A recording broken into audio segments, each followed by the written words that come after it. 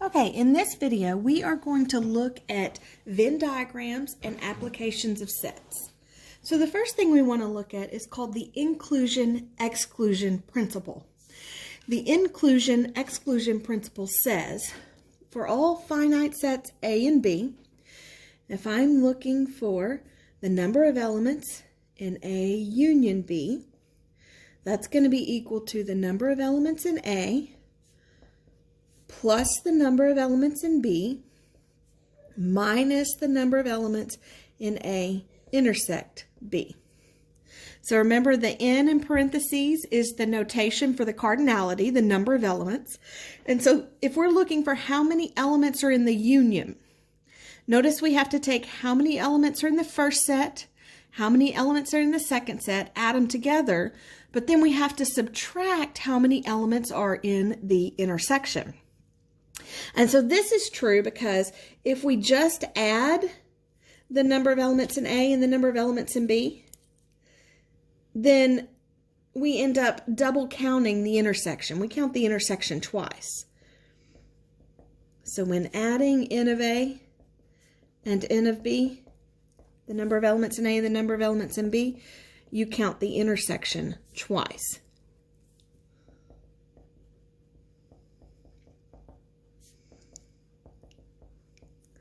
For example, here's A, 1, 3, 5, 7. Here's B, 3, 4, 5. If we're looking for A union B, we'll notice that's 1, 3, 5, 7, and 4. It has to include everything from A, everything from B, and everything they have in common. But we only list things once. So we get 1, 3, 5, 7, and 4. And so notice if we're looking for the number of elements in A union B, well, we know that there's 5 elements in A union B, but to find that, we can't just take the number of elements in A and add the number of elements in B, because when we do, well, there's 4 elements in A, and there's 3 elements in B, and when we add those, we get 7, which is not equal to 5. But what we have to notice is these 4 elements of A include a 3 and a 5. These 3 elements of B also include a 3 and a 5. So their intersection, the 3 and the 5, got counted twice. They were included in A, they were included in B. So since we've counted them twice, we need to subtract it back out once so that we're only counting it once. So if we take the 4 elements in A, the 3 elements in B, and we subtract the 2 elements that we double counted, then 4 plus 3 is 7, minus the 2 does give us the 5 elements in the union. All right, so here's a couple of examples of when we would apply the inclusion-exclusion principle. So, for example, here on this one, the athletic director of a school has surveyed 200 students. The results are shown below. So 140 of the students said they like volleyball. 120 of the students said they like basketball. 85 of the students said they like both volleyball and basketball. And so we want to use the inclusion-exclusion principle to find out how many students like volleyball or basketball. Remember, or is the union, so we're looking for volleyball union basketball. Remember, and is the intersection, and so they tell us how many are in the intersection, how many are in the volleyball set, how many are in the basketball set, how many are in the intersection. So we use our inclusion-exclusion principle to find the number of students that like volleyball union or basketball. And the inclusion-exclusion principle tells us we can take the number that like volleyball plus the number that like basketball, but then we have to subtract the number that like both because we've double counted them. And so we have 140 that like volleyball. We have 120 that like basketball. The 85 that like both are included in the 140 because they like volleyball. And the 85 that like both are included in 120 because they like basketball. So we've counted that 85 twice, so we need to subtract it once.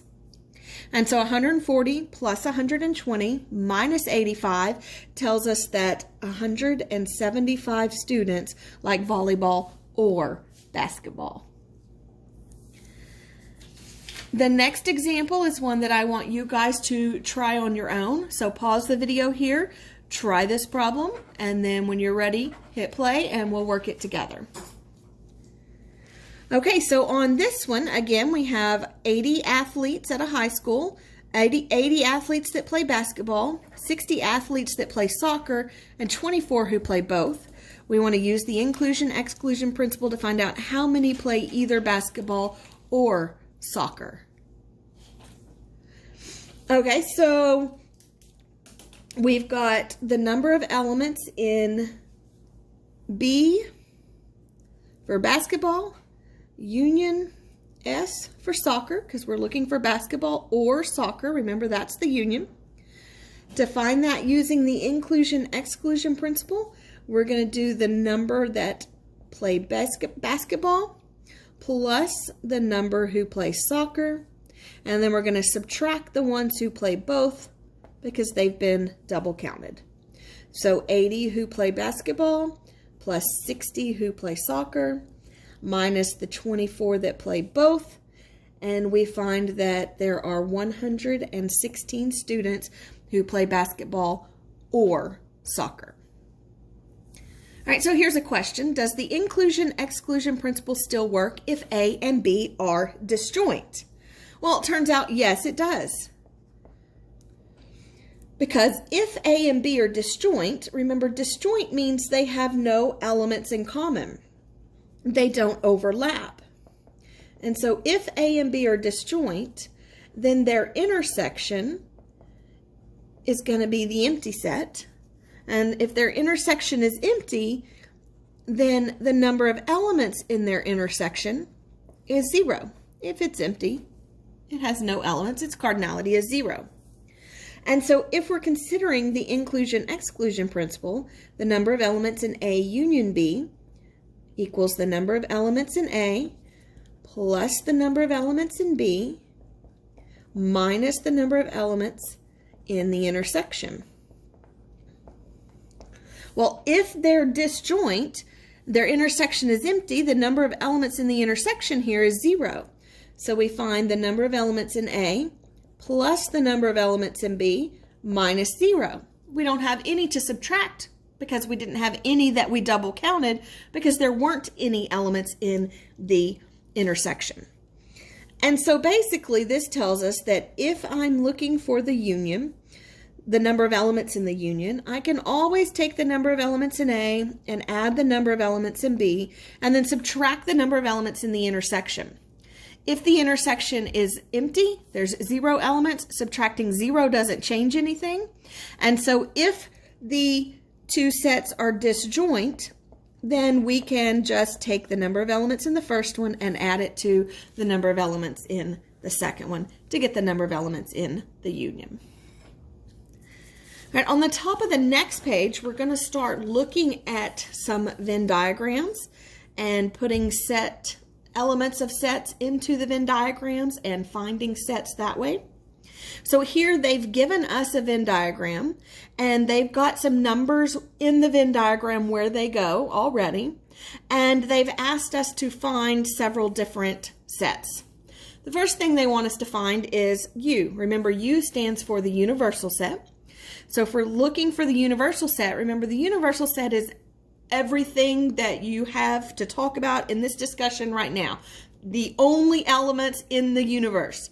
And so the box represents our universal set. Any number anywhere inside the box belongs in the universe. So we just start listing them out. We've got the 4, the 8, and the 6.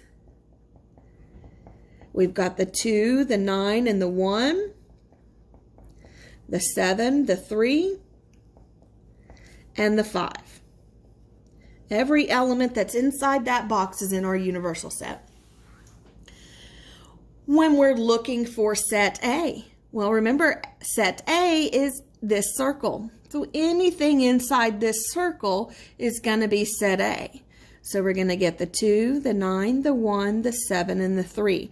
Those are all within the circle, the A circle, so they all belong to A.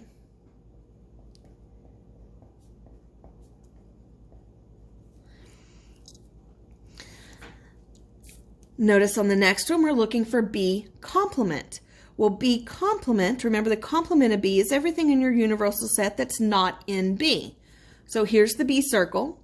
So inside the B circle, we have 7, 3, and 5. And so we want everything that's not inside the B circle, everything that's not 7, 3, or 5.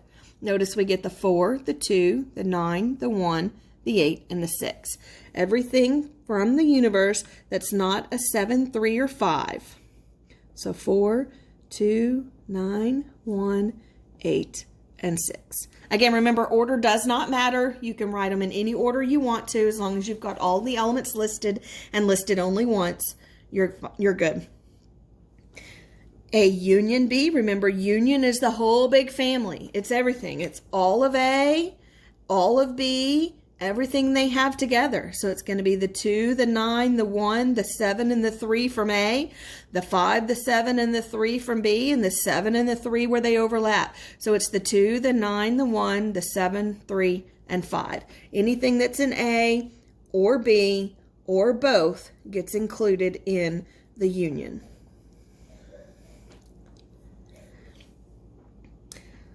Here I have the complement of the intersection of A and B. So again, here's A, here's B, here's where they overlap. So the intersection includes the 7 and the 3. So inside the parentheses, I have the 7 and the 3, but I want the complement of that. I want everything from the universe that's not 7 or 3. And so notice I'm going to have the 4, the 2, the 9, the 1, the 5, the 8, and the 6. Everything from the universal set that's not in the intersection. So 4, 2, 9, 1, 5, 8, and 6. For B minus A, we're going to start with the set B, which is the 7, the 3, and the 5. And then we're going to take out anything from A. So because the 7 and the 3 are also in the A circle, they get taken out, and we look at what we're left with. Well, we're left with 5. So for subtraction, you start with the first set, take out any part of that that's also in the second set, and look at what you're left with. Here we have A complement, union with B. So A complement is going to be everything outside the A circle, where here's the A circle. So everything outside the A circle is going to be the 4, the 5, the 8, and the 6. And then I'm going to union that with B. Remember, union is putting it all together and making one big family. So I have to have everything from the complement of A. So I have to have the 4, the 5, the 8, and the 6 included. I also have to have everything from the second set, everything from B. So that's the 7, the 3, and the 5. Everything from B has to be included. But notice I already have the 5, so I'm not going to write it a second time. I only list my elements once. So I get the 4, 5, 8, and 6 from the complement of A. I get the 7, the 3, and the 5 from the complement of from B, and then I get the 5 where they overlap. On the next one, I've got the intersection of set A and set B complement. So we're looking for where do A and B complement overlap. Well, A is going to be the 2, 9, 1, 7, and 3. B complement is everything outside of B. So outside of the B circle is going to be the 4, the 2, 9, 1, 8, and 6. And so I'm looking for where do they overlap? What do they have in common? So remember, the ones in A had circles around them. The ones in B in B complement had squares around them. And so where they overlap, where they intersect, are going to have both a circle because it's in A and a square because it's in B complement.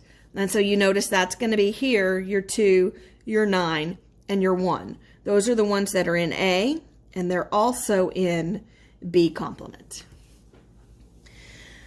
Okay, I'm going to stop this video here, and we will continue these notes in part 2.